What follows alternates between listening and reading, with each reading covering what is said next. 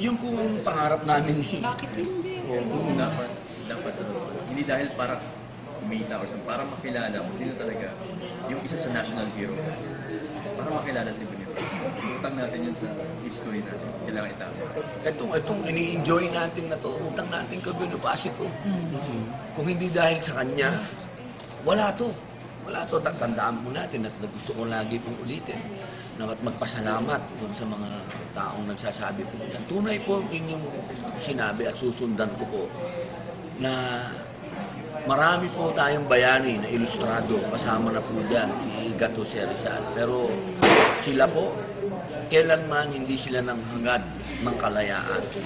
Ang hinangad nila ay magkaroon tayo ng autonomiya. Magkaroon tayo ng parang mga Pilipino na mag-represent ng Pilipino sa Espanya. Si Andres Bonifacio lang po ang talagang masasabi natin kalayaan. Ito ngayon tayo dahil po sa kanya. At sana mailagay po natin sa puso natin na hindi pa tapos ang revolusyon. Hindi pa po tapos dahil tayo hanggang sa ngayon nakabilanggo pa rin tayo. Hindi na po sa mga dayuhan, kundi naman sa kahirapan.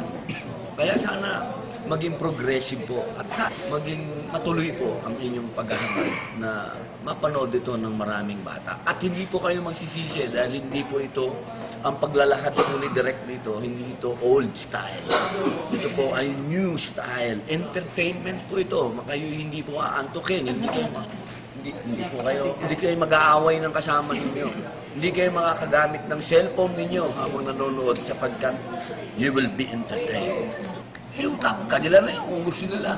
Hindi naman kami makikipag-agawan doon. Unang-una, Pasko yan. Ang amin, lagi, katulad nung last year, ang una naming hangad dito, maging ang inyong ibabayad ay worth it. Kayo ay nasiyahan, kayo ay may natutunan. Dapat pinuoli na lang nila lahat ng pelikula. Actually, lahat kaming mga nakakasama sa Manila Film Festival. Lahat kami, pinagdadasal syempre namin na lahat kikita, na sana talagang maging malakas sa takilya, yun pinagdadasal namin. But with our Bonifacio, mas sa amin yung gusto namin ma-share kung ano yung tunay na nangyari kay Andres Bonifacio. Pero, syempre, ano yun, blessing na yun. Mas papasalamat kami kung talagang magiging nasa top 10 kami.